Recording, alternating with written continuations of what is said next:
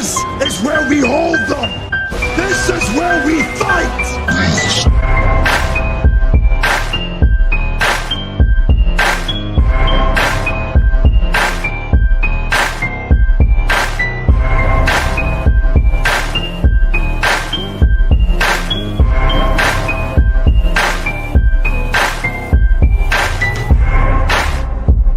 You are now listening to Sweep the Rack podcast featuring Brooklyn Rob and Big Mike.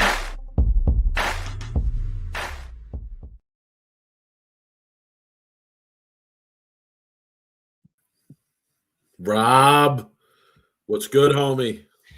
Mike, so I'm going to start the show tonight by asking you a trivia question, and you should know the answer to this. You ready?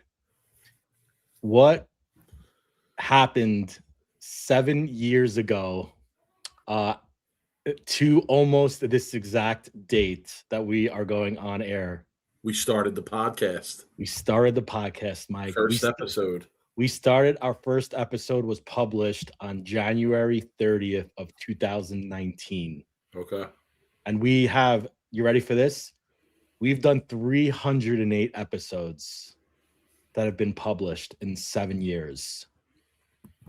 So, I mean, when we started this podcast, Mike, there was no way did we think we were going to be doing this for almost 7 years now. And it's crazy to me that we've been almost on air on a weekly basis, and sometimes twice a week. We've taken some weeks off here and there. We just took 2 weeks off. Deservedly so, obviously. We did, but we've been consistently putting content on to the people for 7 years talking about bowling, Mike. Freaking bowling. So it's amazing. Bowling always gives us something to talk about, it seems like, doesn't it? Always. And there's been some better off seasons than not, but obviously bowling's gonna be starting here in a few weeks, so I know we're excited about it. But yes, I just wanted to wish everybody a happy anniversary, because I feel like this isn't like a us podcast. This is like everybody's podcast that watches commute. Yeah, for sure. We try to take everything into consideration: reading fan mail, reading emails, Facebook chats, instant messages, texts. I mean, it's crazy how many people reach out to us on a daily, weekly basis just about random stuff. And if it wasn't for a lot of the fans, we wouldn't catch a lot of the bowling news first, really. A lot of you guys are our eyes and ears out there, what's happening in the bowling world, at tournaments, at leagues. So yeah, we appreciate everybody, and it's been a crazy ride. Man, if I had time, I would spend and go through all 308 episodes and pull out some of our most controversial stuff. But unfortunately, I don't have the time. I'd have to hire somebody to go do that.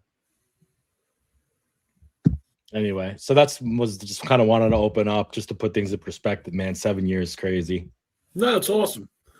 It's awesome. I mean, it's cool. I don't know about you. I won't speak for you, but I enjoy it as much now as I did when we first started, and it's a hobby. It's become something I look forward to most weeks. Like you said, there's always times where I want a week off, or I get a little lost on what to talk about in certain times of the year. I would say it gets a little slow, but yeah, particularly in this time of the year, when the PBA season's getting ready to start up, and we're going to have professional bowling to watch and maybe bet on. That's nice. That's nice. That's my favorite time. So. It's cool. I'm glad you've been here with me for the ride.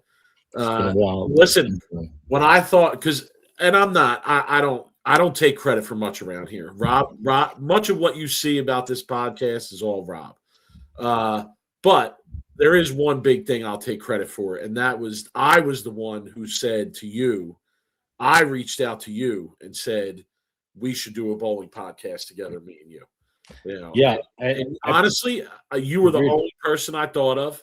You were the first and only person I thought of in terms of people in my circle that I thought would have made a good partner to do something like this with, and that was for numerous reasons, not only because of your bowling chops, but also because of your background in the game, and where you're from, and we know some of the same stories and people.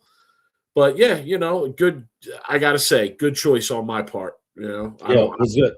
Definitely all. you, the one who ignited the flame. I think. I think I would probably would have still been putting out rough draft episodes, and you were just like, "Let's just get on and do it." And I'm like, I'm more of a perfectionist sometimes, and just shit never gets done because I'm a perfectionist.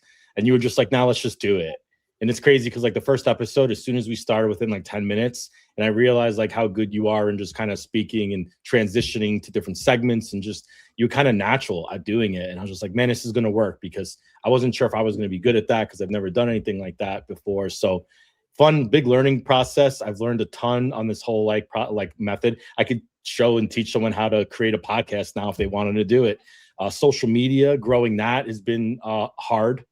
Slow grind. People think it's easy. I challenge you to go start something and start a social media from scratch, getting people to follow you, to like you, to just like keep tuning in every week. It's hard because it's bowling, and it's just, we're not talking about NFL or NBA or it's just such a unique just thing that we do. So it's been fun. No doubt. So okay, so now that we got that out of the way, a real quick news here. Just Go ahead. Yeah. I threw out my back last week, Mike. Yeah, that's why we weren't here. If anybody has never thrown out their back, and the problem that I had was that the muscle in my back that I threw out picking something up, it became really, really inflamed to the point where if I would make a wrong move, my whole back would spasm. And it was a paralyzing spasm, Mike. It was to the point where I couldn't even like move because I was afraid that I was going to spasm out. It got so bad that I ended up going to the doctor, my back doctor. And the doctor told me that I need to go get an MRI because he thinks that I have a bulging disc that is on top of a nerve. And that is really what kind of took me out from bowling a year ago. So now I have to go get an MRI next week. And it's crazy because I just started to like get the fire to start bowling again. I practiced a few weeks ago. I'm not sure if that is really what upset it to begin with. So now I have to go start that over again and see where this takes me. But to be honest with you, I think I need to change my exercise routine. No more benching 295, Mike. It's just, I don't think I could start benching all the weight and moving all the weight that I'm moving right now. I think I got to like start doing more stretching, yoga, losing weight. I got to do more core stuff. My whole workout routine is going to change because, I have too big of an ego. I love to lift weights. I love to lift heavy weights. It just feels good. I love doing it. And now I can't do it. I don't think as much as I want to. So yeah, I'm just going to have to like try to find a happy medium between my workouts and starting to bowl again. So yeah, so that's just kind of news of where I am. It's always a new adventure for me physically, but yeah, I'm trying to use this last week as me not being able to move off the couch and being in a really, really lot of pain is like kind of a wake up call that if I don't like start doing some different things now, when I'm in my 50s and 60s, it's gonna be even worse, especially since I have such a severe scoliosis. Yeah, you were down and out. You were down last week. Dude, I couldn't even sit up on the chair to do this podcast. I couldn't sit up here. I had to text a day or two later and check in on you. I had to take sick time from work. Like I had to work up from my couch, like on an incline. It's like the whole thing has been crazy. But I'm on steroids now, and pain meds, so I'm starting to feel better now. I'm walking around. I took a 2-mile walk earlier today, so not responsible for anything you say on here. But anyway. Oh no! I'm used to it now. I got I got used to the pain meds and the steroids. So all right. Well, I'm glad to hear that you're at least feeling a little bit better, feeling good enough to do the podcast. We were off for a few weeks. Last week was because you weren't feeling up to doing it. The previous 2 weeks, I believe we just planned to take off anyway, just because of the holiday break and not a lot going on. But we are back. We are back, and there's a lot to talk about. There's a lot to talk about tonight. We were gonna go PBA preview heavy tonight, but that was if we were here the last week or maybe even two. Since we haven't been here, we're going to delay the bulk of our PBA. We are going to talk some PBA tonight, but there's other news to talk about PBA wise than previewing the upcoming season, right? So if all goes well, we'll be back next week before the Super Bowl, I'm thinking, yes? Okay, and then the bulk of our PBA preview will be that week and the following week, right? Correct. As we lead to the tour. So, to those of you that are looking forward to that PBA preview and our thoughts on the upcoming season, you only have to wait one more week. But yeah, there's just a smattering of a lot of other things we have to get to, Rob, since we haven't been here for a few weeks. I'm going to start where the people want. Why the people show up. This is why they come to the podcast. They come to hear the league review. They come to hear about my exploits in sport bowling, depression, rage, and frustration. Misery, pain, depression. Oh my God, it's awesome. I went back and read that post again last week. So a few weeks of league review here. I've been bowling okay. Let's go 3 weeks ago, I guess. Started the first half, started the second half, finished in third for the first half, so not bad. Tied for third.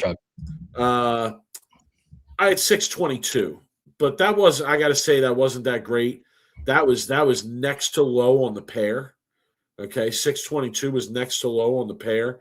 And shout to somebody who's often in the chat here, Lou Gaudio, who went 300 the first game on some sport, real one, impressive.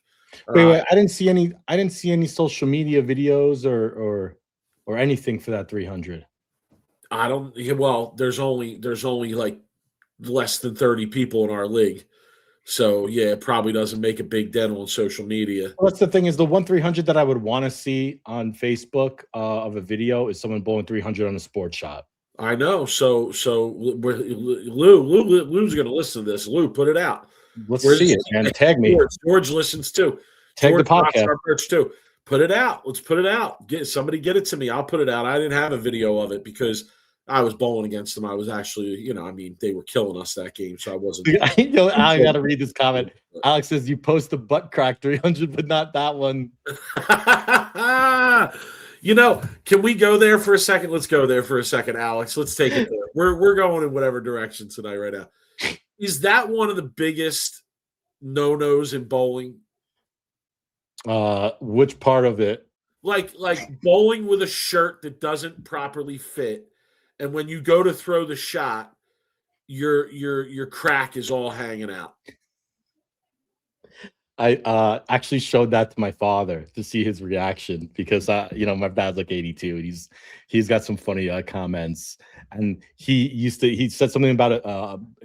We had a plumber that used to come over and used to come and just do that, and I was thinking to myself, that's exactly probably what this guy does for a living. He's probably a plumber, man, and when he's going and fixing under the sink, he's just completely showing the crack. But oh man, what a just. But I'm saying, is that a major foul in bowling? Yes. Come on, dude. Yes, if you show up to bowl, you better make sure you have a shirt that's long enough to cover your crack. 100%, man. People are looking at you bowling for 3 hours in a league night, and we gotta look at your crack every 2 shots you throw it, or for this guy bowl 300, like getting it on video. I only bowl one league, and I'm gonna use the word epidemic. I feel like this is an epidemic. I feel like any league you bowl, you're going to see somebody slanging crack left and right. What's up, at Where made 300. That wasn't the crack. It was the whole thing, man. He was really, he was out there, man. Oh, that's hilarious. Oh, to me, major foul. Yeah, if you're in a league and you bowl and you throw more than one shot and your crack pops out, you should be suspended. Jeff, what's up, man? I actually just watched Jeff's Transformer ball review video. If anybody wants to check that out, it's at Jeff Teaches Bowling. Jeff put a good one out where he actually put a house shot and a sports shot side by side and did a ball review. So great job on that. I love seeing a sports shot getting reviewed. I think crack is more of a pants issue than a shirt issue. It's a fair point, no? A shirt issue. A longer shirt can solve that. Yeah, longer shirt, a belt. I mean, how about we just say it's just an apparel fail. It's just both fail of a shirt, fail of pants. Where go? Come on, man. Everybody's looking at your literally back and your butt while you bowl for 2 to 3 hours at league night. Get it together. Yeah. Maybe he wanted everybody to see, man. Maybe, I don't know. All right, back to league review. Back to league review. Sorry. I'm glad we got that in, though. Alex got off on a tangent there. So 2 weeks ago, I got 3 league reviews for you, and your boy bowled the tournament. Oh man, come on, man. Let's get this. All right, 2 weeks ago, 644. Okay. High on the pair that night. So bowled pretty good. I was happy with that. Happy with that performance. And then last week, hold on. I gotta find it in my pictures. I like to give the people an accurate number. Oh, not a good week. However, 574, second on the pair. Only 2 people above 500 on the whole pair. Wow. So yeah, they were sloppy. They were sloppy. And then I bowled the Monmouth County Masters last Saturday, a little local Masters tournament where they put out a pattern. It was like 3 to 1, a little bit over 3 to 1. It was whatever. I know what the pattern was. It was something from a Storm Youth Championship in Florida. I forget what year though. It was a good pattern. I thought it was fair. I thought it was pretty fair for everybody considering the wide range of players you have in the tournament. It was something on the shorter side, and I'll make it quick. I went in. I started with urethane. That was the wrong play. I shouldn't have started with urethane. I went flat. I could have had like 240 game 1, and I went flat 10, 9th and 10th frame. Ended up shooting 2-0. Second game, dabbled with urethane. Used 3 different balls, shot 2-0. Okay. But at the end of that game, felt like I had a pretty clear look. Third game, had a great game going. 8th and 10th frame, threw terrible shots, opened in both frames. If I could get those 2 shots back, that's probably 240 there. Fourth game, I shot 240, bowled really good, threw a lot of good shots, got the right ball in my hand. Fifth and final game, I was about, I think, 45 over going into that game. I knew that the cut was only like plus 40, I think, going into my squad, but I knew it was going to go up with our squad. So I was thinking, all right, I probably need about 220 here. 60 over is probably going to get me in. We were going to 1 and 2. So I expected them to be a little different than what I had seen most of the day. I start out, I throw 3 pretty good shots that on the last pair I felt would have been strikes. And I went 3-6-10, 3-6, 3-6-10, made them all. Felt like I had to switch balls to a hammer special effect pearl. Threw 4 great shots, struck on all 4. I get up in the 9th frame. I left a 2-pin in there, and then I struck again. Got up in the 9th frame, and if I strike in the 9th frame, I'm pretty much guaranteed 230. And, yeah, I threw it terrible. I yanked it, and I went 4-7-10, and I opened. And then I got up in the 10th and left a Miss Messenger 10-pin. Spare for 209, I think, the last game, or 199, something like that. Yeah, just not enough. Not enough, and I missed the cut by like 3 spots. I missed the cut by about, I think, 20 pins. And I didn't really give away much. I made a 4-9. I made a 5-7. I made a 2-10.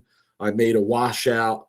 I missed a 6-pin to start the day. That was about it. That was pretty much the only makeable spare I missed all day.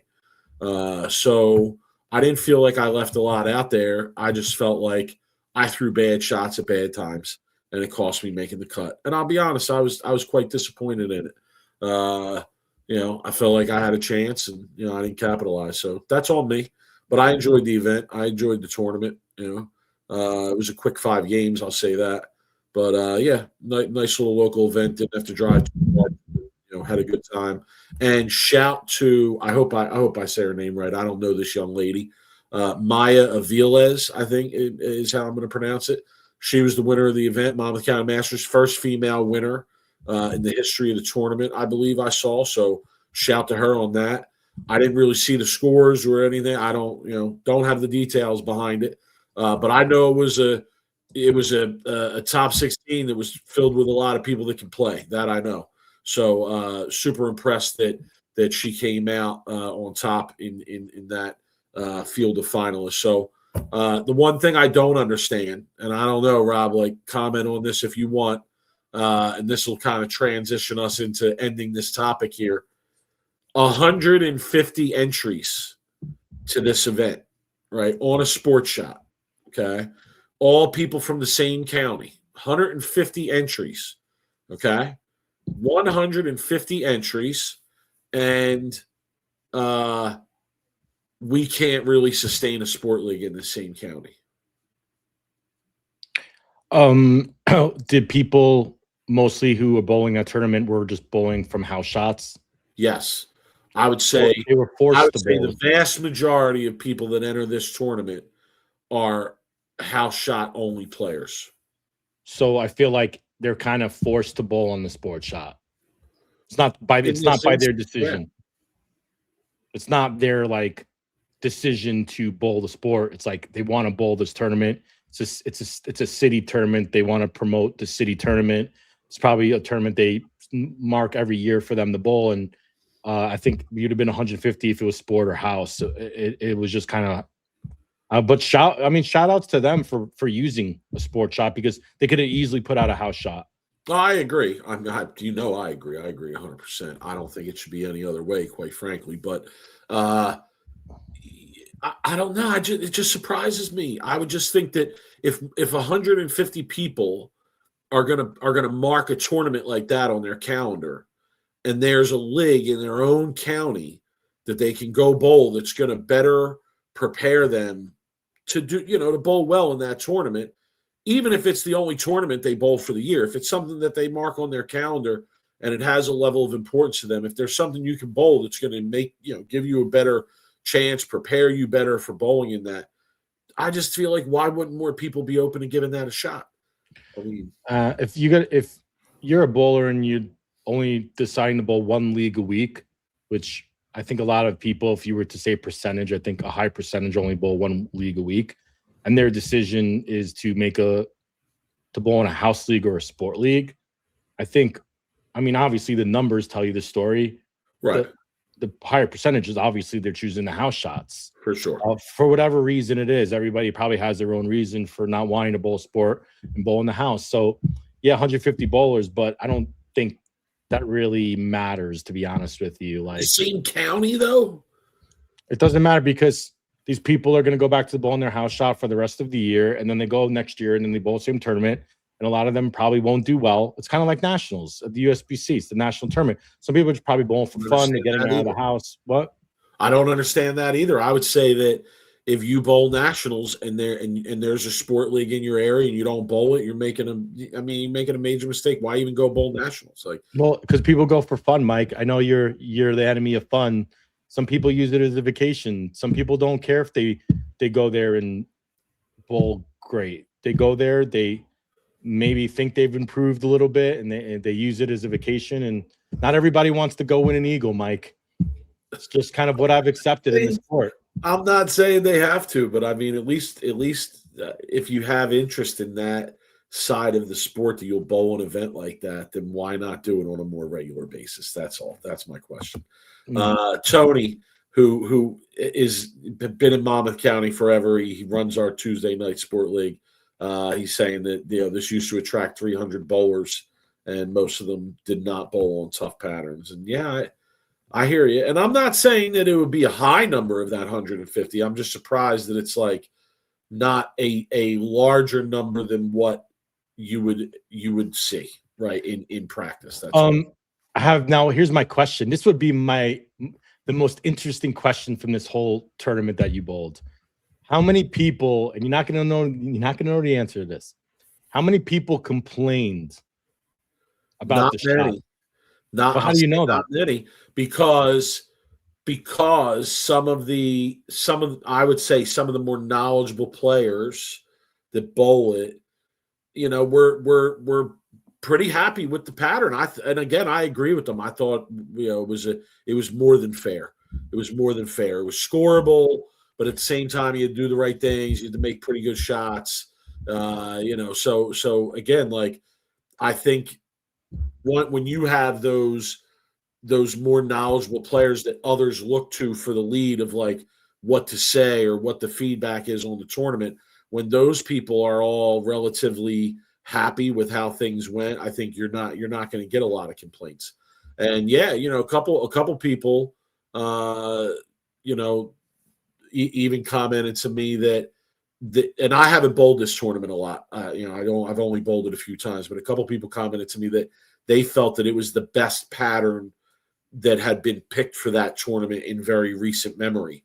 Again, I can't really comment on that because I haven't bowled it enough, but it was good. I don't have any. I'm not sitting here complaining, saying, "Oh, something with the pattern, or they didn't play right, or pair to pair they were too bad." Like, no, it was my fault that I didn't make it. It was my shot making, and the pattern was there. It was scoreable. I felt when I was done, I felt like I left a lot out there. I wish that I would have been able to restart the 5 games, because I would have quite frankly, I would have approached what I did very differently. I want to pull this up, Tony, right? The tourney directors were aiming for a plus 50 top 15 cut.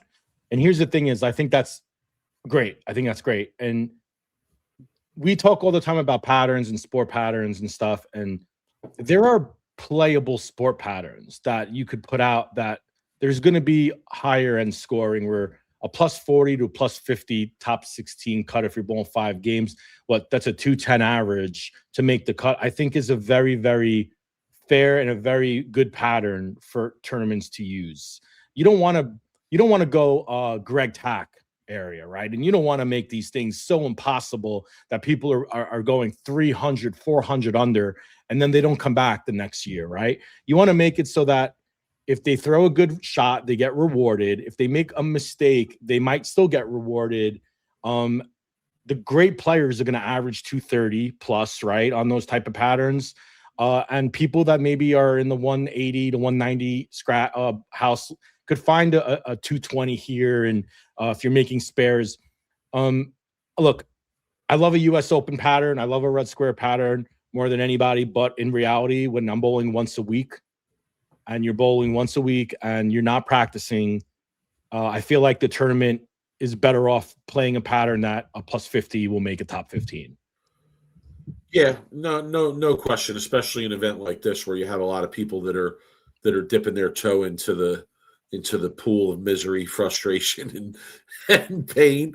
But you want to give them some hope, man. They were good. I thought they were really fair, and I thought the pattern was good. But there's a lot of factors that go into that, right? Like it's easy to get it wrong, and it's hard to get it right.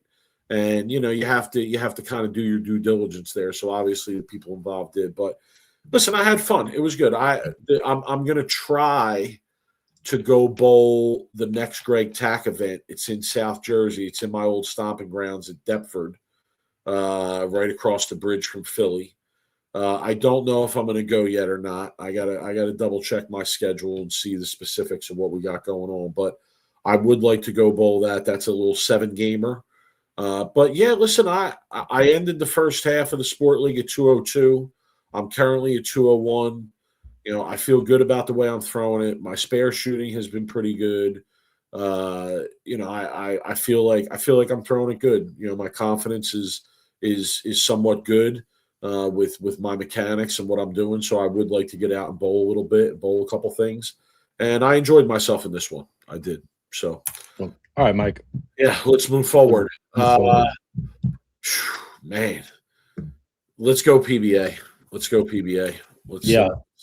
there. So there were some headlines here, Mike. Headlines. Go ahead. Where you want to go? I want to talk about the new CEO of the PBA that they brought in, Peter Murray. I think that was an interesting headline that Lucky Strike brought in, and I was kind of doing a little bit of research on Peter Murray to see like what his deal was. But he's already working with Lucky Strike. He was the head of media. And they brought him in as the CEO of Professional Bowlers Association. So I guess he's going to be involved with a lot of the media strategy, just kind of overseeing the contents across the platforms, making it entertaining. And he's got a big job ahead of him. Let's just say that. Let's just hope he knows what he's doing. He comes from like an experience of the Professional Fighters League. So he also held executive roles in major sports, including Under Armour, and he held a position at the NFL too, and as well as the William Morris Endeavor, the WME. So I guess, yeah, he's got a big job ahead of him. And I don't know what your original thoughts. We haven't really talked about this, but my first thoughts is, I don't know, more the merrier. Can't get worse, right? So I don't mind them making a change or bringing someone in new to try to like maybe bring some new ideas out of the box ideas. I mean, at this point, like, hey, like we always talked about, if it's like, why aren't they trying some new things and doing different stuff? So like, yeah, I mean, like this guy looks like he's never worked in bowling. But how many people actually do that are in these type of positions? So maybe he could bring some outside perspective and change some things, maybe some behind the scenes stuff that I've been asking for. Maybe he'll do a lot of the stuff that like I create on AI that are kind of like fun stuff. I mean, like reality shows, and I don't know. You know what I mean? I'm just kind of getting now crazy. You. What? He should just call you. Oh, I would love to be a consultant for Mr. Peter Murray. I would be giving him some bang-up ideas on some of this, how to make the shows more entertaining. But I think this is a very, very important year, and we've talked about this with the PBA, right? This is like the make it or break it year. You've said it a million times in the past like 4 months, right, since CW signed.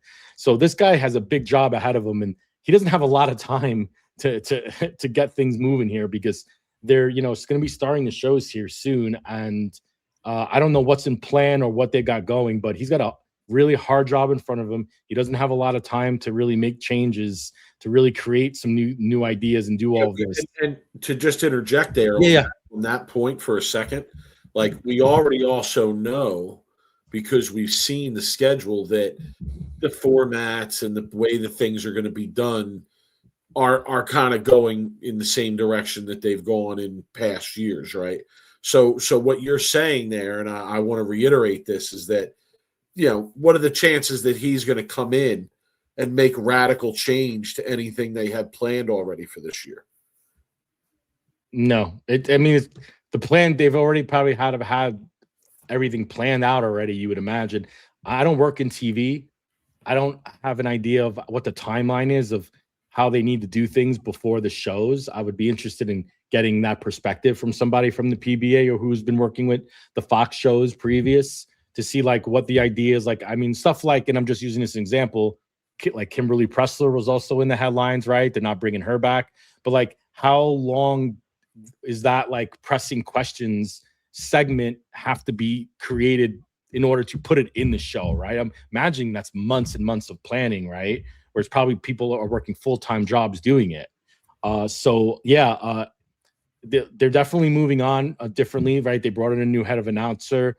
There's been also talks, and I know we're kind of throwing this all into one here, but there's taking all the headlines into one now. Well, we're talking about, I mean, this is what the conversation is, right? All right. So Peter Murray, that changed. I'm talking about all the changes that we've already been hearing about, or that's been in the headlines. Peter Murray coming in, right, having all this executive sports stuff. That's good, right? I don't know what Tom Clark thinks of it, right? Because Tom Clark is the commissioner of the PBA. Now there's a CEO of the PBA. So like, yeah, but there was before too. I mean, it was Coley Edison, and then it was Lev Exter. Lev Exter's your boy. Lev Exter, that's your brother. And now it's this guy. Lev Exter's your guy, man. That's your brother. I gave Lev Exter worst of the year. What's up, Lev? Hit me on Twitter, bro. Okay, so we talked about Peter Murray, right? No, hold on. I didn't talk about Peter Murray. You talked about Peter Murray. You're right. You talked about Peter Murray. Let me talk about Peter Murray for a second. Here we go. this is meaningless. All right. Am I really supposed to believe that after decades of watching the PBA try and capture lightning in a bottle, make change, bring things back, etc. We had Pete Weber. We had Who Do You Think They Are? I Am. We had Belmo revolutionize the game, two-handed, everybody throwing. The guy's been in every magazine, every online influencer, all this, okay? We've been on ABC, ESPN, Fox. Now it's CW. And people really want me to believe that the naming of this guy, Peter Murray, is gonna be the thing that resurrects professional bowling in the world of sports attention. No, I'm sorry. Like, I what's this guy gonna do that's gonna make a blip on the radar? So what are they supposed to do then? Just give up and just throw the towel? And that's what it sounds like you're saying. No, but my point is hiring a new CEO who's a Bolero guy is not going to be the thing that gets it done. That's certainly not, to me, it's not even news. It's not even news. So then why do it if is this just a smoke screen, a fugaz? No, I think because Bolero wants to have somebody in charge. No, I mean, they almost have to. They own the PBA. Doesn't Bolero have to have somebody in charge of that arm of what they own? I mean, you could argue it's Tom Clark, but he's not in charge of the the Bolero side of things. I'll say he's more in charge of the PBA side of things. I mean, yeah, I don't know what the structure was like or who Tom was essentially reporting to. Like once Coley Edison left, right? I was just going to say that. Like, the only time this job mattered was when Coley Edison had this job. And the only reason it mattered when Coley Edison had this job was because she was promoting herself as a female CEO of a professional sport, which she took and transitioned into a job with the WNBA. I don't know what she's doing now, but God bless her. I'm sure she's making a ton of money. Since then, this job hasn't really mattered. We didn't know who Lev Extra was until we heard his name involved in getting thrown out of Fox. So, like, to me, again, this isn't going to deeply change anything. Yeah, I don't know, to be honest with you. I'm just saying, like I said, it can't get any worse. So it's just like, I'm talking about the entertainment and the behind the scenes and the media and all that stuff. Like, maybe I'm trying to be optimistic here. And I know, like, but I'll go to the other points you made. I'd say the same about, Kimberly Pressler. I'd say the same about the announcer, and whether it's Kyle Sherman or it's Randy. Like, these are not the things that are going to move the needle. These are not the things that are going to push the PBA into a more desirable light for younger people, younger viewers. I've said what it is already, and I'll get to that as my headline, as another headline I want to talk about. The gambling thing. Okay. They've partnered up with this Legends social casino. Yes. I did a little investigating. I did a little background. Okay. This is a fugazi, whizzy wazzy, woozy woozy. Okay. Because it's not even a real online casino. Oh. Okay. Is it just, what is it? I should have brought the details up, but I can look it up real quick. It's a little hard to find, to be honest with you, Rob. But yeah, again, look it up. See what AI says. Okay. From what I remember, from what I read in my research, it's basically a website where you get free credits, right? And then you can gamble with those credits either for free, or you can gamble with those credits and add real money to get more credits to then gamble for prizes. Like you're trying to collect tokens, a number of tokens or something, to then redeem those tokens for prizes. How do you spell Legends? What was the they spell with a Z? Yeah, it's LEGENDZ. DZ. And just call it casino?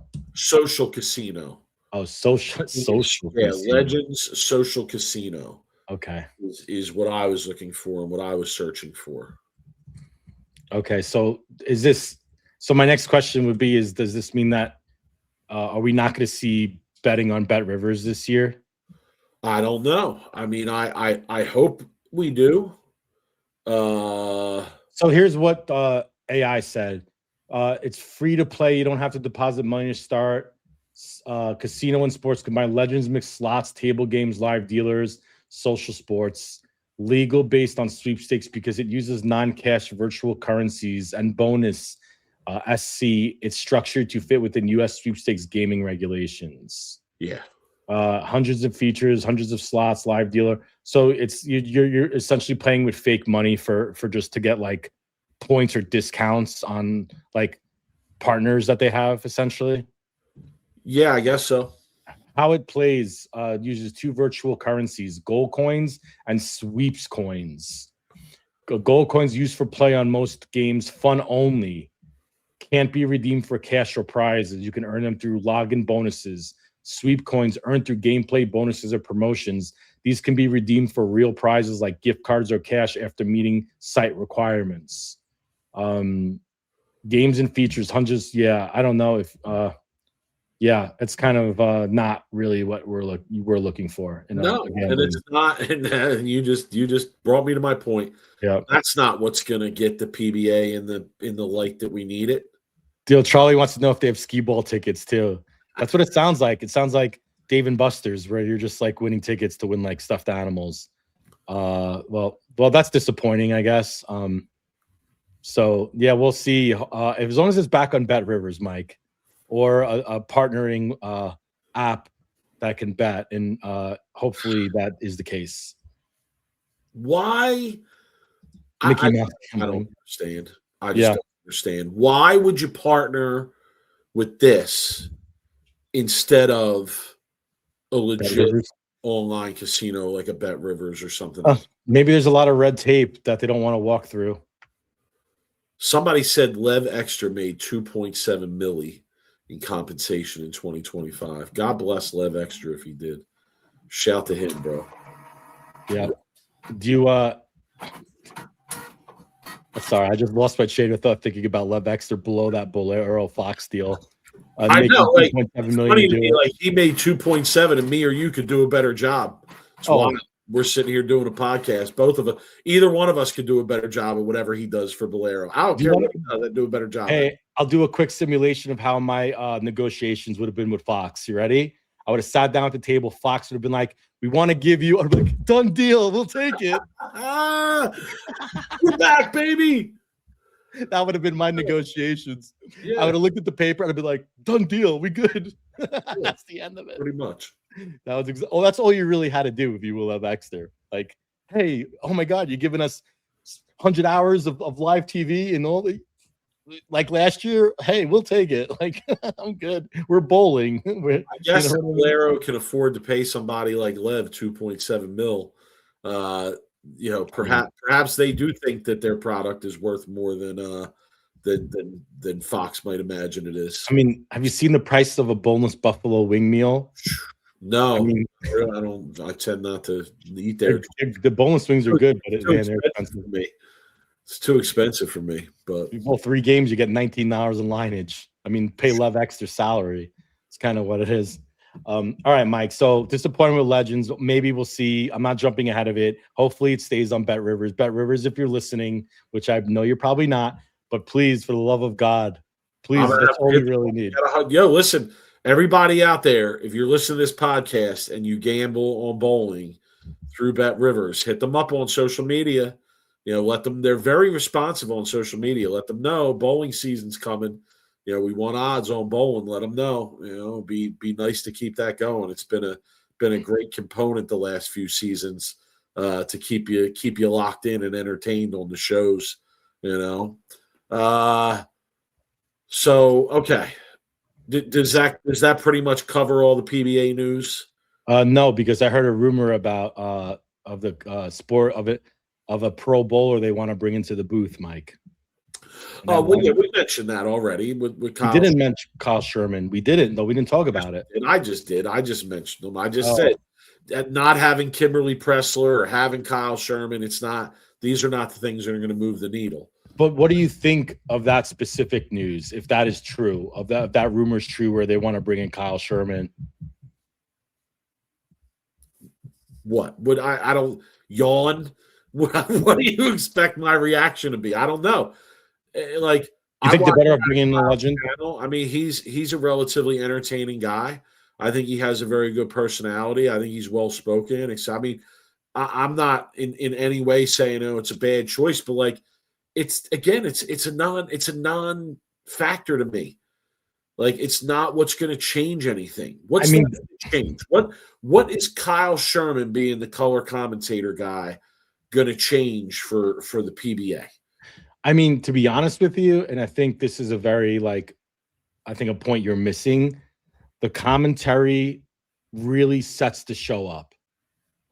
You really, really need really good commentary in the booth to make a break or a TV show. The TV shows feel different. Now I'm using this as an example. When like Dave Ryan is doing it, right, or like Rob Stone even for a while, and they're doing it with Randy, and then they brought in Fanta with Randy. The whole show felt different when Fanta was doing it compared to a Dave Ryan, right? So I think like this is a very important decision that you can't just like look over and say, oh, this is like this is not important. Well, no, because everybody who's watching the show, the commentators is what I think gives the just feel the excitement. Like, you ever watch a baseball game with like really two good color commentators and they're doing it, and then they go to ESPN for like a Wednesday night baseball and they are in their booth and you're like, man, the ESPN announcers stink compared to the ones that I listen to. And I'm as a Met fan, I always listen to Gary Cohen, Keith Hernandez, and Ron Darling. They're amazing in the booth. And that's not being biased. I would say they stink. And then when I go watch an ESPN game or a different game, and I'm like, man, this game is just not the same with like those commentators. I think bowling essentially needs that's their identity. Randy Peterson and Rob Stone and Dave Ryan, that was the identity of the PBA for years. And they really need to make an important decision here on if they're going to bring in two new announcers, is all I'm saying. I don't know. It just, again, doesn't really move the needle for me.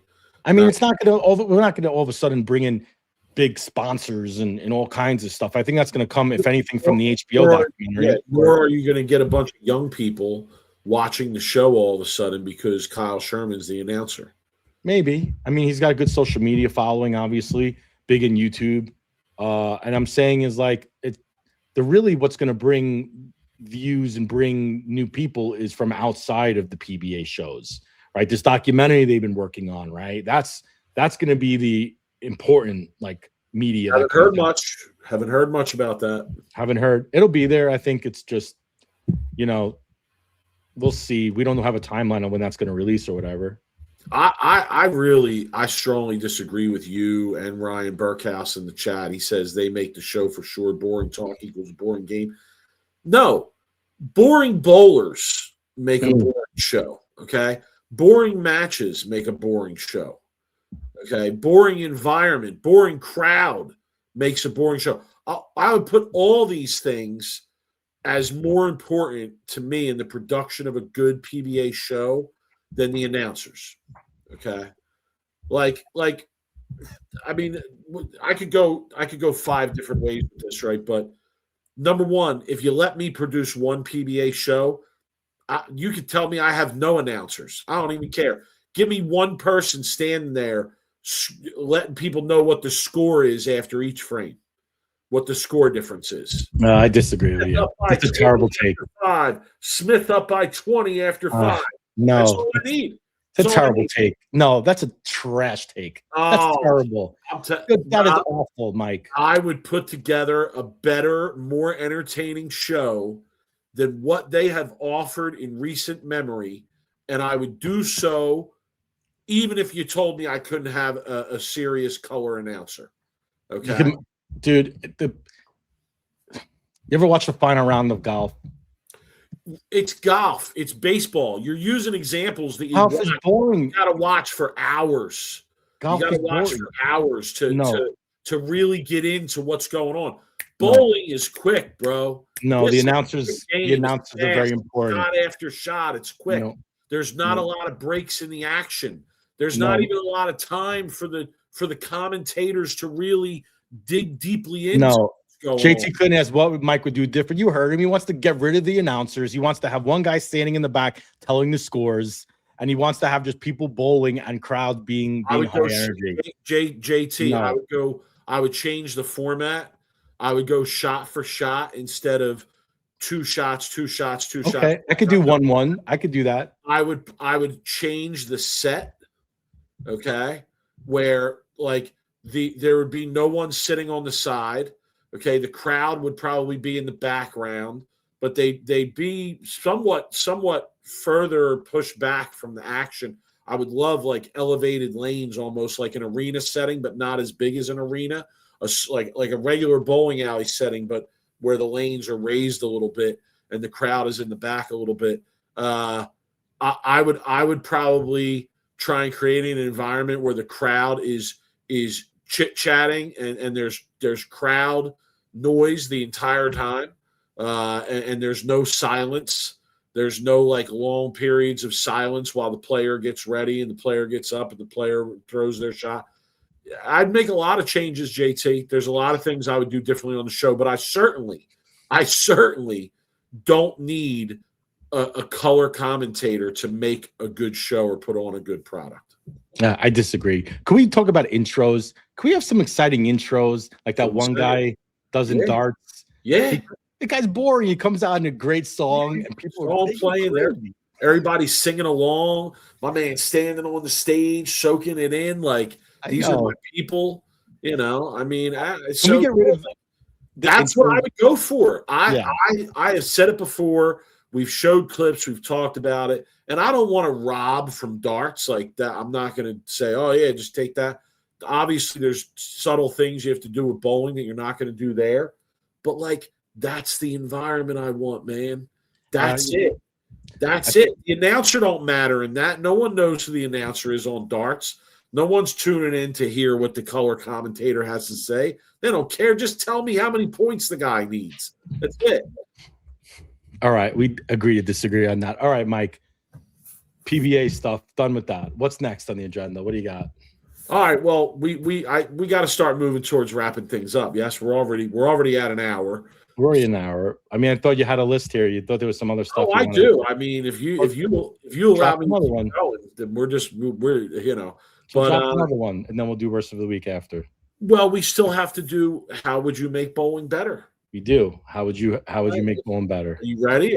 Because I got mine already. Go ahead. You go first. Okay, here we go.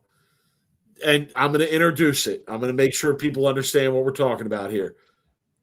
We started a new segment a few weeks ago, yes? Yes. The segment is every episode, Rob and I are going to make a suggestion that can improve bowling in some way, okay, that can make bowling better. Rob suggested this. I thought it was a great segment to suggest because we catch a lot of heat for being so negative, right? So we purposefully want to try and contribute something positive to the bowling community and talk about how the bowling community can move forward in a positive manner. Okay, so my idea is a little bit off the beaten path tonight. It's okay. Very bowling related, but some people might laugh at me, but hear me out. Okay, let me fully present this one. Let me go Shark Tank on this one. Okay, my idea to improve bowling is to bring back moonlight jackpot bowling. Okay. Okay. I'm not going to shit on you yet. So, All right. Hear me out, though. Hear me out. I'm not talking about your grandmom and grandpop's moonlight jackpot bowling. Okay.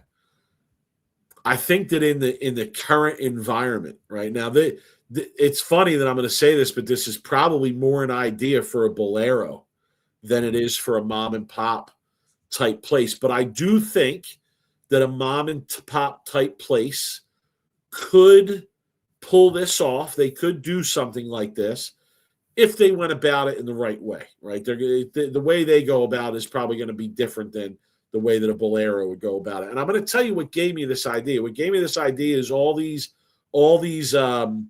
contests that they run at games, Rob.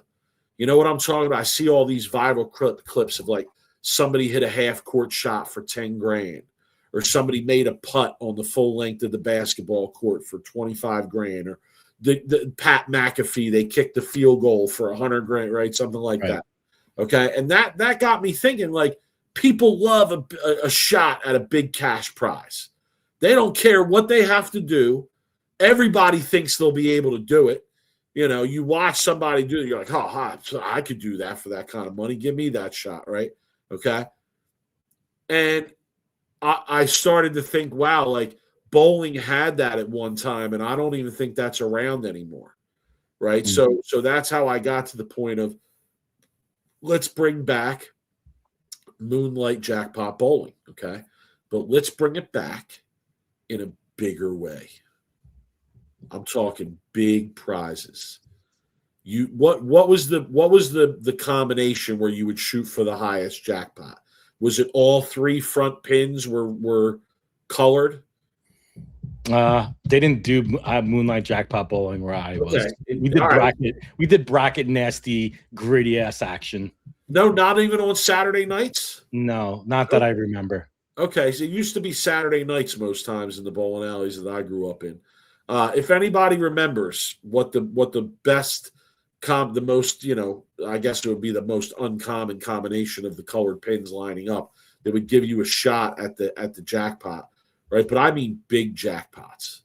Like, could you imagine if and I know that a lot of these contests, they're done with like insurance behind them, right? So like these schools, say a college is running a thing for $10,000. They go to an insurance company and they pay an insurance company some kind of premium to run this contest this many times. And the insurance company is actually the one who pays off if it gets hit, right? Well, could you imagine if a local mom and pop bowling alley did that and on Saturday nights was able to promote, hey, if you get this combination of pins put up and you strike 25,000. 25,000. Okay. You know, big prize. Or like, if you get this combination of pins and you hit it, you win a new car. You win a brand new car. Okay. And they promote that. They promote that on social media. They promote that in their local area. Right. I'm just saying, I could really picture that driving people to the bowling center. Yeah. Bill, what's up, Bill? We used to have that back in the 80s. It would get into thousands for the jackpots. They used to oil through the head pin and put it in weighted pins. Well, see, that's the other side of it, is like, I'm not saying what else the bowling centers could do to make it really hard for people. Like, the average person coming in to participate in this is gonna think, oh, this is gonna be really easy, you know. But like, you flood the lane, you know, and yeah, you tighten things up a little bit, it ain't gonna be as easy. So at PDING, says the 1-7-10. So what you're saying is the 1-7-10 would have to be colored. Those pins, those specific 3 set of pins would have to be colored. Well, and the way I remember it was like there, you know, different combinations got you different prizes. Oh, okay. Like, yeah, I think they did do that around where I was, but it was never like that big of prizes. It was maybe they would spin a wheel or something if you had if you got it, or you know, you'd have to go up to the front desk and say, I have it, right? And they come over and then, right. I got you. Okay. Well, see, that's like, you could really promote it. Like, when somebody has a shot at it, you know, you get everybody to stop, you make a big announcement. Hey, have you seen the video of my guy from Arizona, Stewart, when they do the house jackpot and all the people are on the lanes and distract? That's kind of fun. I think that's a cool little deal that he's got going on. Love that. That. And again, like I would allow stuff like that in this environment. Right. I would allow stuff. So you have people showing up every week and want to hit the jackpot. They want to stand next to your approach and clap and say, hey, that's on you. I think that would be like interesting because you got to lower the price of bowling a little bit. Well, that was going to be mine. You lower the price a little bit, right? So you make it a little bit cheaper for people to come in. Maybe they can buy games in a group package or something. They have to pay to get into the contest, right? It's not going to be free. Right. It's going to be a fee to get into the contest because, like, eventually we got to recoup the money that we might lose through the insurance arrangement or whatever prize we're doing, right? And I don't know, man. I could just picture that becoming like a big thing. People like to gamble these days. Young people like to gamble. They like to drink. They like to watch sports while you're doing it. And like, I know you're going to see stories of people who hit for 20,000 or 25,000, and then that's going to make people believe, oh, I could go do that. There's a bowling alley around. Well, that's what I'm saying is I could sell that to like coworkers, right? Who they know, like, I like to bowl. I used to be good, all this stuff. And I could say, hey, at the local bowling center here, there's a $10,000 jackpot on a Friday night.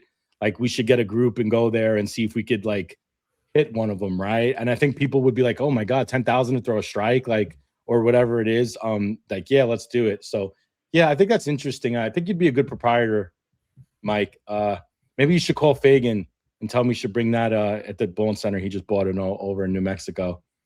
But I would have to, you'd have to do some research on what it's. Yeah, it's not easy. It's not just something you're going to put together, right? Yeah. Or like the way I would probably approach it would probably be to try and link up with other businesses in town where, like, sponsorships, the car dealerships, the restaurants and things, and like give away prizes to places in town that hopefully are going to drive more business to those places in the long run as well. Right? That's a good idea. I think you could come up with a pretty good, good layout of things doing something like that. But I don't, again, those contests that I see online made me think of it. Like, I think that's something that could really rejuvenate bowling, get people showing up to bowling alleys on Friday, Saturday nights, heavy, getting into it, buying equipment, trying to learn a little bit in case they get their shot at a jackpot. The only problem that I thought about it with is, like, the jackpots would have to be really high, or the prizes are going to have to be really good to like drive people out, because even 20 grand these days really isn't that much money. Like, you might drive some young people out, but like you ain't going to drive your adult, true money spending crowd out just for those kind of prizes. Yeah. So I think piggybacking off of something you said in general, I think needs to happen in the bowling industry right now.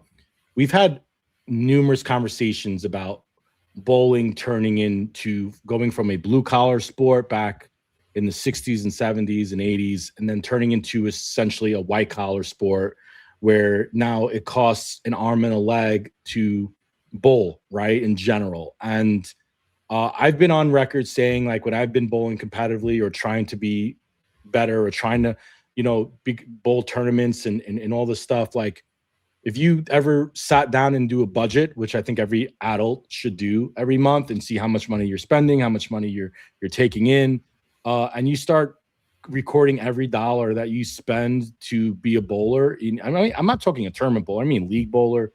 You spend a lot of money a month, right? And I can't imagine if you're a parent right now of maybe you have, like my father, we had 3 bowlers, all 3 kids we bowled, me and my 2 brothers. I couldn't imagine the money he would have to spend today compared that he was spending in the 80s and 90s for us to bowl when we were kids. The sport of bowling became so expensive.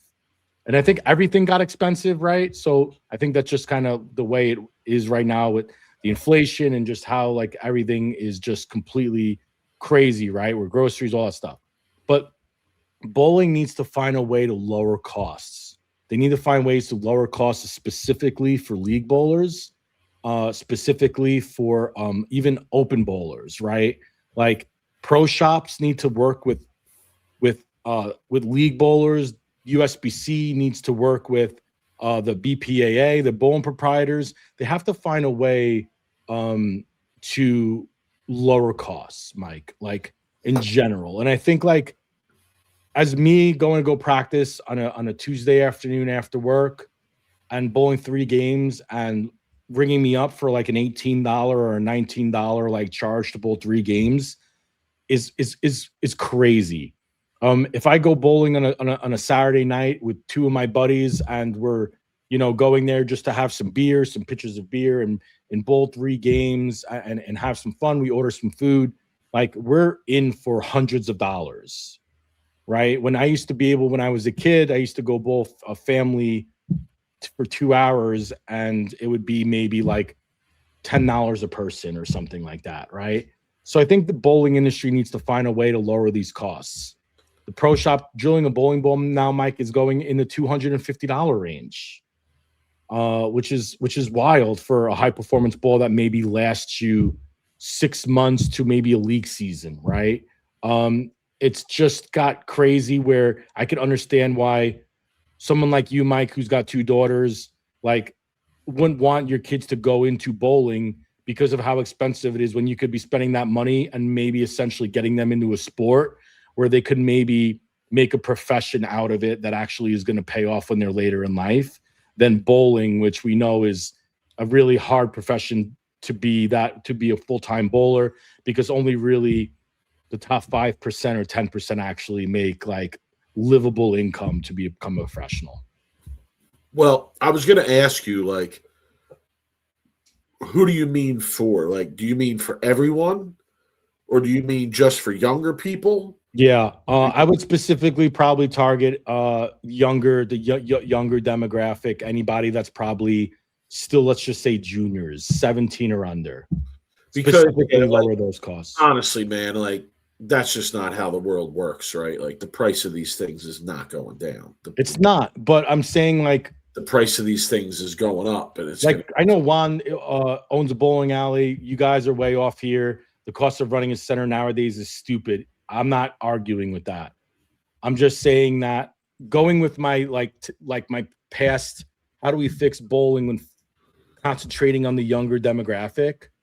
I think there needs to be a real focus on lowering the cost for parents to take them junior bowling, a lower cost of them to like maybe drill balls, practice, like lineage for them. Like if you're under 17, maybe you instantly have a $2 a game lineage, right? If you're an adult, then you pay the regular. Like, how do we? I mean, I could picture that as part of the solution to how we build up numbers of adult league bowlers, right? Is by like getting younger kids involved in it and keeping them involved in it by letting them get pretty good at it, by being able to practice often and do it often because the price is lower, you know. And I hear you that obviously like the lower.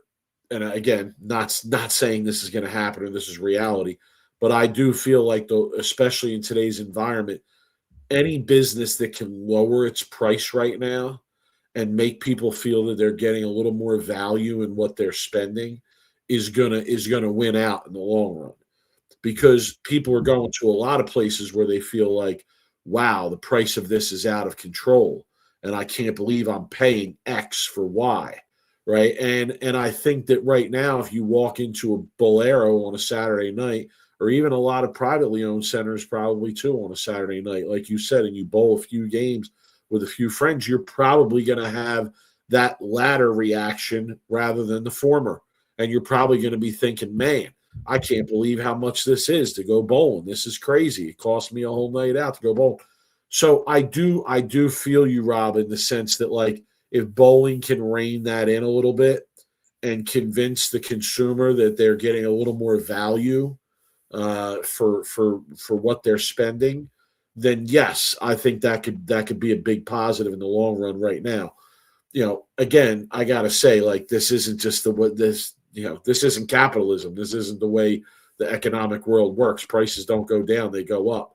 So I'm thinking something in the fact of like, if you're a junior bowler bowling a league at your Bolero center or at your local center, and you have a card and you bowl the league there, you should be able to go as a junior bowler and bowl anytime you want for, let's just say, $2 or $2.50 a game, right? Like, and that's just like as a parent, and I'm not a parent, but as a parent where your kid, maybe you have 2 kids and they want to go bowl 3 games each, like you can give them $15 and say, okay, here's for 3 games. And you don't feel like you're getting taken every time.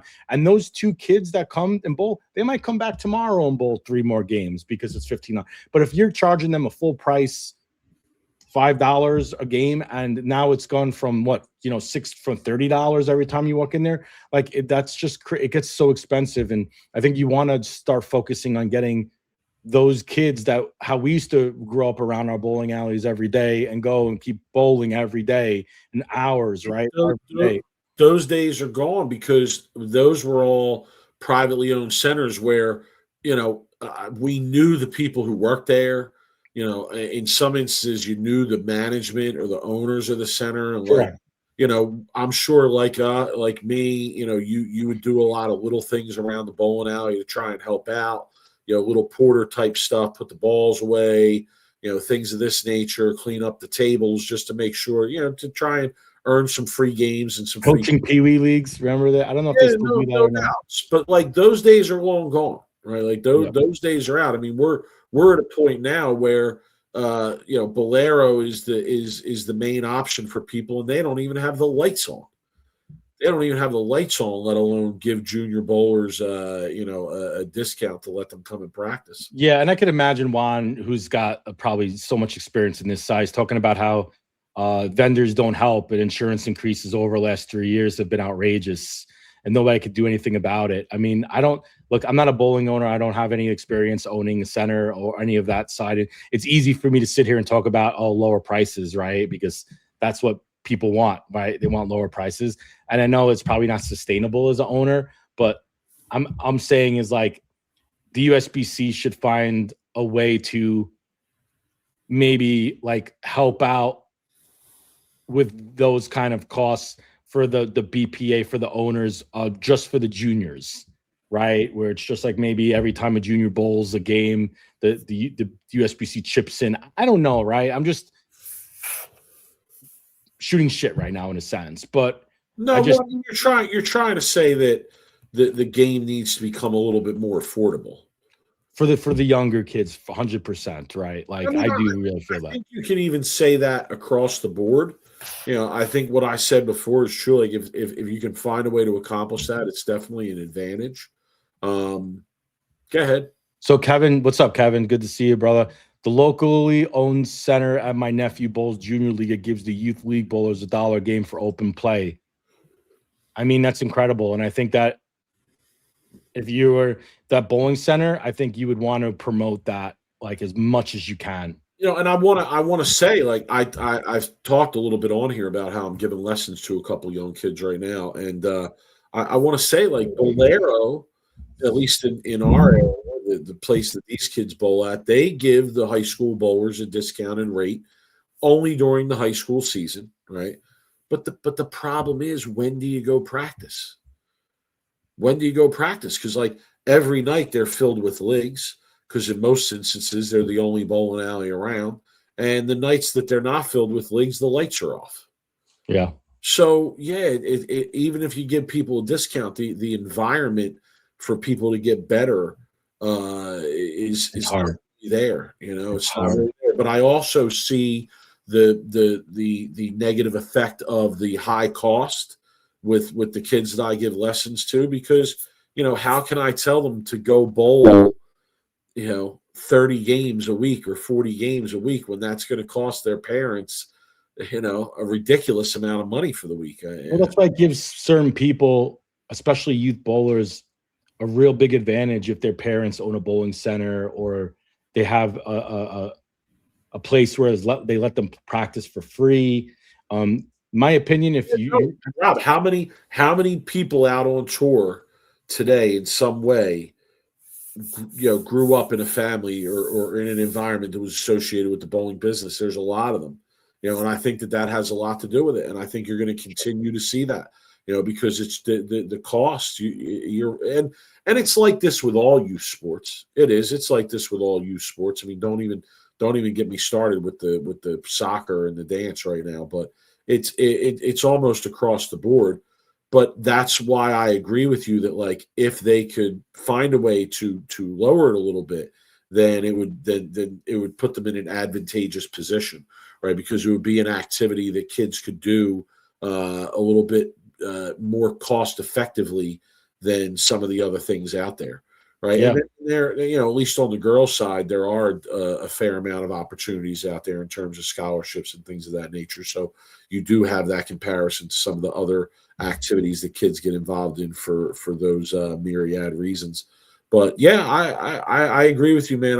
The cost of bowling is crazy these days. It is. I mean, It is. the bowling ball, I can't believe how much the bowling balls cost these days. You remember when the Quantum first came out? It was the first $200 bowling ball. Everyone was like, holy crap. Oh my God, like a $200 bowling ball. And now, like, $200 is, really a discount price for a ball. Between the buying it and drilling it, you're going to be in for anywhere from 200 to 250, depending on how high performance it is or what tier they're trying to sell the bowling ball at. But yeah, and then I sit with a kid that I give a lesson to just Friday, and I'm explaining to him and his mom how, like, listen, if you really want to take this sport seriously, you kind of have to build an arsenal of bowling balls. Like, you don't need it right now, but by the time next year rolls around, next high school season rolls around, yeah, you're going to have to add 2 or 3 balls to what you have. So the problem is there's so many balls coming out that it's easy for a parent to be like, okay, I'm going to do this, and then let's just say spend $1,000 building an arsenal. Not even get the right thing. They might not even get the right thing. They might not get the right drilling pattern. You got to really. I explained all that to them. I said, when you're putting together an arsenal, you have to be real selective about what you're doing, because you know what you're doing. Spend your money the right way. And yeah, it's just, I understand that there's a lot of parents out there that will do it, that will invest in it, because they want to support their kids. I mean, I'm the same way with what my kids are involved in, but yeah, it's tough when we're already holding on to what we got in bowling, right? Yep. I agree with you that we really want to find anything we can do to try and attract more people to the sport, and that would certainly be something. So yeah. All right, that's our segment for tonight. That's our suggestions to better bowling. We kind of went two completely opposite directions there, but that's cool. All right, let's hit them. Let's go.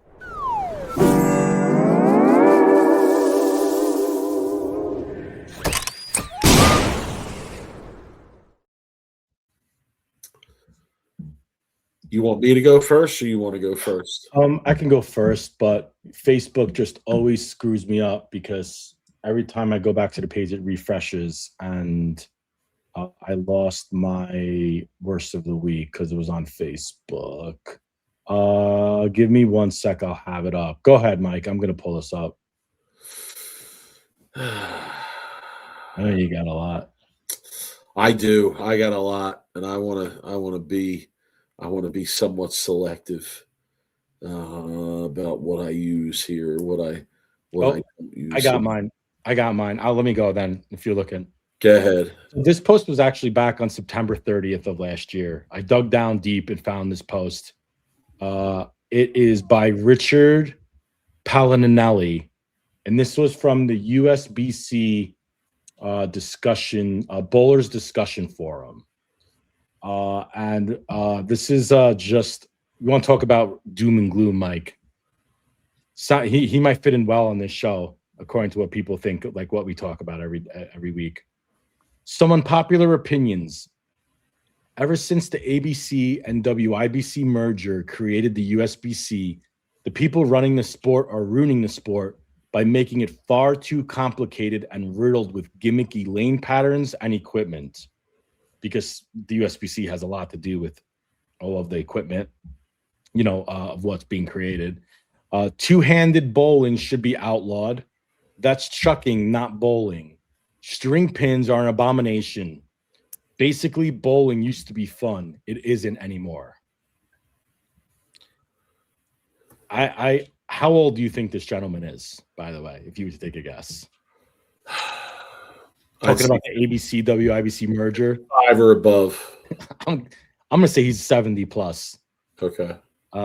And I could see a point or two here about some of the stuff, but like I just don't understand like the hate towards two-handed bowling. Like, just do it yourself. I mean, just do it yourself. I tried to learn it myself, and it's really, really hard thing to do. Like, you're gonna have to spend hours and hours of practicing to go from one-handed to two-handed. And string pins are coming regardless if people like it or not. I hate to say it, but Mike, I have to make my string pin point of the show. And the gimmicky lane patterns and equipment. I mean, yeah, probably the equipment I could probably see a little bit of a point. Like, at least he understands that most of the equipment coming out nowadays is a gimmicky. I think the bowling companies are trying to find a different marketing avenue to take some of these bowling balls, because how many times can you release a bowling ball throughout the year and say this is the greatest, longest, strongest benchmark ball in your bag? I think the bowling balls companies have to get creative.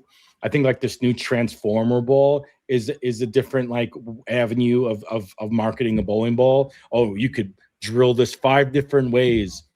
Well, what league bowler is going to drill this ball 5 different ways, right? Like you're drilling it once. Maybe you're drilling a second one if you really like it. So like, unless you keep plugging it up and re-drilling it because you don't like it. And then if that's the case, the ball stinks. So like, I think you're going to find just different marketing tools. I can't imagine these companies sitting down at a table and trying to figure out like, well, what can we do that hasn't been done before? And like, you're running out of ideas because you have a new ball release every 3 months. So that's the one part of it I can understand about Richard's post. But stop with the two-handed. That's here to stay. String pin bowling, that's here to stay. We have no control over a lot of that stuff that goes on. So, yeah, worst of the week goes to Richard. Okay. My worst of the week goes to Topgolf. Oh, I saw the commercial. It's all over I'm glad you saw it. I'm glad you saw it. I hope everybody who listens to this saw it. But if you didn't, I'm just going to play you a few seconds of it here. Hold on, okay? I'm going to bring up my phone. Okay, put it to the camera so we can see it. Put the phone. Explain to the people that what they're seeing. That it's an ad. It's an ad from Topgolf. Okay, but it's an ad from Topgolf where the premise of the ad is to take shots at our favorite sport. I did see this. Watch this, and I'm gonna commentate here a little bit. Hold on. Okay. Here you go. Oh. This stinks. You better off at Topgolf where your group can play your. Oh. I want to rewind that for a second. Hold on. Yeah, because there was more to it, I think. No, this is it. This is it. I want to rewind it. From the beginning? I just want to show that opening scene again. This stinks. What's in the ball? What is the girl? I mean, they're not wrong. Fingers in. They're not wrong. What does she put her fingers in? So if you're just listening to this, I'll describe what it was. It's an ad for Topgolf where it starts out and there's a little girl grabbing a bowl. There's like a really dingy looking bowling alley, okay, and lighting, and it looks all dingy. And then there's a little girl who picks a ball up off the rack. She goes to put her hand in the ball, and her hand gets covered in something. She goes, ew. And then there's a mom sitting there, and the mom is smelling the shoe. Okay, she makes a real face like, oh, God, the shoe smells. And then they show a nice, bright, beautiful Topgolf with people eating a wonderful-looking chicken sandwich and whatnot, and implying that you're better off going to Topgolf than you are going bowling. Okay, now first of all, clearly this is Bolero. If you ain't paying attention, this is a shot at you, bro.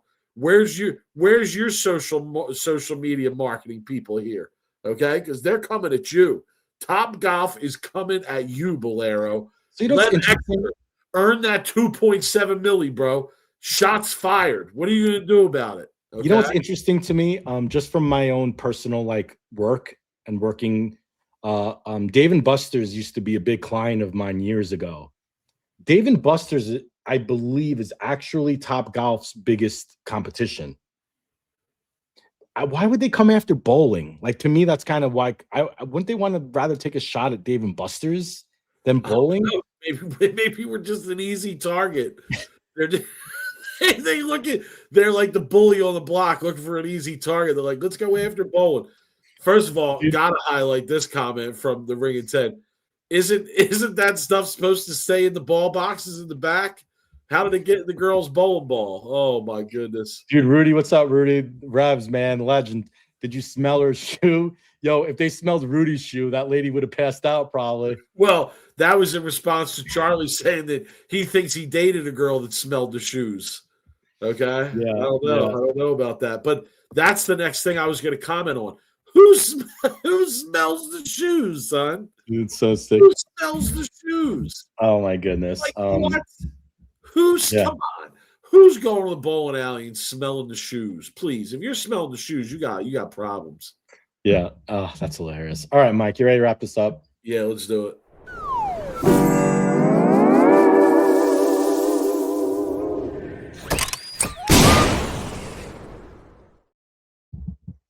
No, Kevin. Kevin says he's not sure how much overlap there is in Top Golf versus bowling Venn diagram. No, there's a lot of overlap there, Kev. It's people with kids that have money. That's who it is. That's the overlap. That's it. They're competing for the same group of people. How about Bill gave me. How about I throw my own ad that shits on Top Golf for PBA? That's a great AI video. I'm gonna work on that tonight. So pay attention to my social media this week. Don't do Lev Exter's job for him, bro. Oh, that's another AI video that I want to have of Lev Exter blowing that Fox deal. I got two great ones just now. I'm amazed. I'm so excited. Rob, I'm so excited. Rob knows how he's spending the rest of his night. Yeah, I know what I'm going to be doing on the couch and this stupid back hurting me. All right, Mike, I think final thoughts here is we're in the first month of February, or first month of bowling starting, Mike, which is exciting for us. I'm excited but a little bit nervous, to be honest with you. I'm nervous to see what that first CW show looks like, and I just don't want it to be just a complete bomb, Mike. Like where we just watch the show and be like, oh my God, what have they done? Like, and that's what I'm nervous about. Like, and I just, like I said, I'm excited. I want to see if there's betting on Bet Rivers. It just sets the tone for us for the next like 6 months of like what we're going to be dealing with. And it's just going to be a very important, first show. And we all know these Bowl TV will be there doing their thing. They always, in my opinion, Bowl TV has been putting out a really good product for the streamers. The app has been really good. And on that end, as long as Bet Rivers comes in with the betting, I'll be excited for the season. But if the shows are flopping, it could be a really bad year for the PBA. So we'll have to see. No doubt. Final thought for me is I want to hear from our listeners. I want to hear from the people in the Sweep the Rack community this week and next week on what they want us to discuss in our PBA previews. Okay. What questions do you want us to answer? What do you want to hear about? What issues? What big questions do you think are out there for the upcoming PBA season? And what would you like to hear us comment on? I would definitely like to use some of the listener input, almost like a mailbag style, if we could, where we take some mail from the listeners and see what things they want to discuss. We already got a few asking, and I just want to. We already got a few saying what they want us to talk about. And I just want to preface too, just because we might not respond or respond really late, That doesn't mean we're not reading them. We're reading every email that comes through, good or bad, and that's honestly 100%. Me and Mike both have access to our email. We always are reading it, and if we're not responding, I apologize. Sometimes you just kind of get a little bit busy with our personal whatever lives, but yeah, send us over. We read them, and we'll definitely take you guys questions into consideration, and we'll definitely we'll have a really good subjects that people want to hear about. Because the next 2 shows, that's what we'll be doing. So, and the Super Bowl will be on earlier. We're not going on competing against the Super Bowl. That's something that even we wouldn't do. But we'll probably go on a lot earlier Sunday. I'd imagine probably around 2 p.m. Eastern, probably something around that. I'd imagine next week. I'll put it out on social media, and then we'll talk. The next 2 shows will be previewing tournaments and dark horses and people who, God, we come up with a whole list of ideas and topics that we'll talk about. No doubt. We appreciate everybody joining us. Sorry we were gone for a couple of weeks. We're back. We'll be here. Bowling is revving up. So are we. Hit us up on social media. We do most of our talking on X. He's at Brooklyn Rob 11. I'm at the 2 on 5th. Facebook. Big. Follow us on Facebook. Like us on Facebook. Like and subscribe. Please. Rob gets offended if you don't like and subscribe. Yeah. Go to Facebook too and like us on Facebook, man. I'm trying on Facebook. I'd like to get to 20,000 followers. I'd like to get to 20,000. It helps us grow. If you want some merch, check out InsideBowling.com. Content creators, Sweep the Rack. Use code PatchPirate for 15% off. Grab your merch. We appreciate all the support out there. We appreciate the people that reached out to us when we weren't on for a couple weeks. Check in. Greatly appreciate that. 7 years. Yeah, 7 years, no doubt. It's cool, man. We've been on this. We've been on the grind 7 years, 308 episodes. There's a lot of fakers in this game, bro. A lot of people that were in and out. It ain't here. Podcast for a month, 2 weeks, 3 months, 5 months. 7 years we've been at this. Okay, we ain't going nowhere. We ain't going nowhere. We ain't back leaving. No doubt. All right. So with that said, everybody have a great week, and we'll talk to everybody next week. PBA preview. Later on.